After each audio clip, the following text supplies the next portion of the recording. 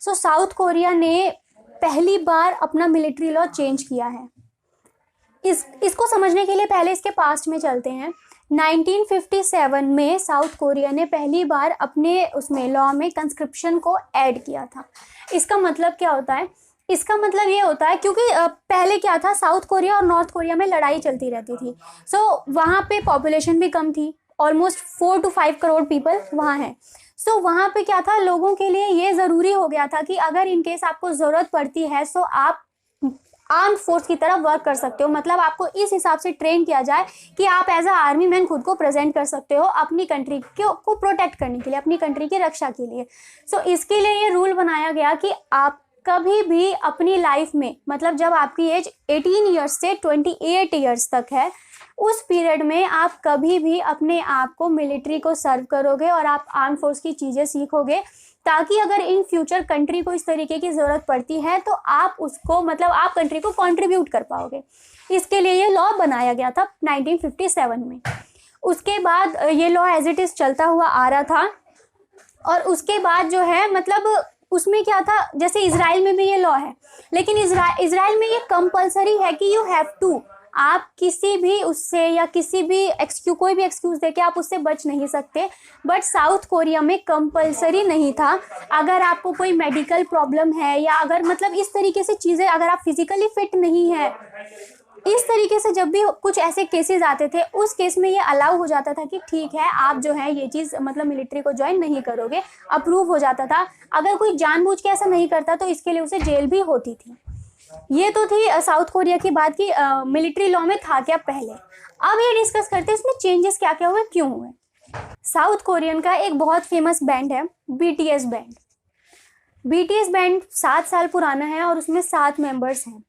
सो उसमें जो एक मेंबर है, जो उसका मेन है, किम सियो जिंग, उस मेंबर की जो अब एज है वो अब 28 कंप्लीट होने वाली है और उन्होंने अभी तक अपनी मिलिट्री सर्विस नहीं दी है।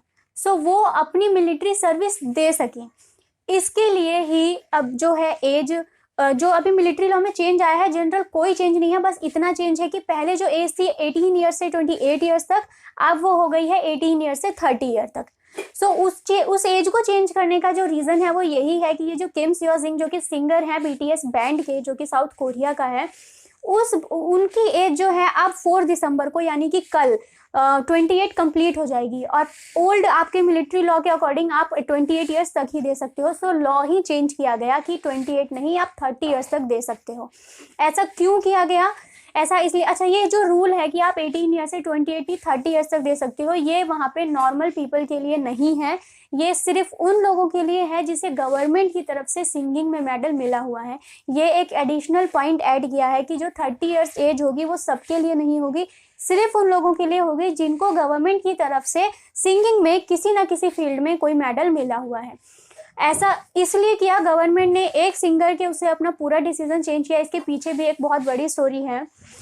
वो जो कोरियन पीपल की पॉपुलेशन ज़्यादा नहीं है, 4 to 5 करोड़ है, स्टिल उनके जो फॉलोअर हैं या उनका जो सॉन्ग है वो वर्ल्ड के टॉप 10 सॉन्ग्स में उनके 3 अकेले BTS बैंड के सॉन्ग थे। एक उनका सॉन्ग है सबसे फेमस जो कि डायनामाइट माना जाता है। जब वो डायनामाइट रिलीज हुआ था सॉन्ग, तो रिलीज होने के 24 आवर्स के अंदर 10 करोड़ से ज़्यादा लोगों ने उसको देख लिया था, डाउनलोड कर लिया था, जो कि अब तक का सबसे हाईएस्ट रिकॉर्ड है। इतना हाईएस्ट रिकॉर्ड किसी भी सॉन्ग ने अभी तक नहीं बनाया। इसकी खास बात एक ये भी है कि वो अपने सॉन्ग कोरियन लैंग्वेज में ही गाते हैं, वो बिल्कुल भी कोई अदर लैंग्वेज यूज़ नहीं करते। रेयरली अभी एक ही सॉन्ग ऐसा है उनकी लिस्ट में जो उन्होंने इंग्लिश में गाया हो। कोरियन लैंग्वेज में गाने के बावजूद भी वो सॉन्ग वर्ल्ड वाइड इतने फेमस होते हैं, ये अपने आप में बहुत बड़ी बात है। उनके सॉन्ग में जो आप ये कह सकते हो जो बेसिक प्लॉट होता है उनके सॉन्ग का, वो सिर्फ म्यूज़िक से, मतलब वो म्यूज़िक की फॉर्म में सोशल टॉपिक्स को भी डिस्कस करते हैं, पॉलिटिकल टॉपिक्स को भी डिस्कस करते हैं, हर चीज़ को वो अपने सॉन्ग के थ्रू डिस्कस करते हैं, प्रेजेंट करते हैं। इसी के साथ गवर्नमेंट में भी ऐसा नहीं है, गवर्नमेंट जब फॉर्म होने वाली होती है उनकी फ़ैन फॉलोइंग इतनी ज़्यादा है या उनके फॉलोअर्स ऐसे हैं, जो उनके रिच फॉलोअर्स हैं वो पैसे कंट्रीब्यूट करते हैं, जिससे कि जो उनके मतलब पुअर फॉलोअर्स हैं उनको वो सीडी और कैसेट्स मिल सके, वो किसी अनऑथोराइज तरीके से गाने ना सुने। इससे क्या होगा कि सॉन्ग की रेटिंग कम हो जाएगी।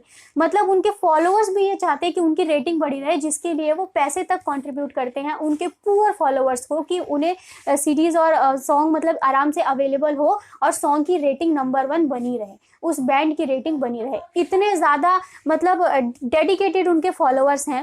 और गवर्नमेंट को भी मतलब उससे बेनिफिट है। कैसे? एक्चुअली में साउथ कोरियन की ये नहीं कह सकते कि अपनी आइडेंटिटी नहीं है, लेकिन एक जो लोगों की मेंटालिटी होती है ना, स्टीरियोटाइप्स, उनको चाइनीज मान लिया गया है। मतलब एक अलग आइडेंटिटी है कि साउथ कोरियन पीपल हैं, जनरली उन्हें कम मिलती है, चाइनीज में ही वो कंसीडर कर लिए जाते हैं, क्योंकि एक ये लोगों की स्टीरियोटाइप मेंटालिटी है। सो बीटीएस बैंड वर्ल्ड वाइड जो ये फेमस होने लग गया, तो कहीं ना कहीं कि ये साउथ कोरिया से बिलोंग करता है, तो एक साउथ कोरिया का कल्चर निकल के आया, उसकी अपनी आइडेंटिटी निकल कर आई। उस आइडेंटिटी को मेंटेन रखने के लिए गवर्नमेंट ने ये डिसीजन लिया कि वो मिलिट्री लॉ चेंज करेंगे। सो ये होलसोल इसके पीछे का रीजन था कि उन्होंने अपना लॉ क्यों चेंज किया, जस्ट 1% के मिलिट्री सर्विस देने के लिए।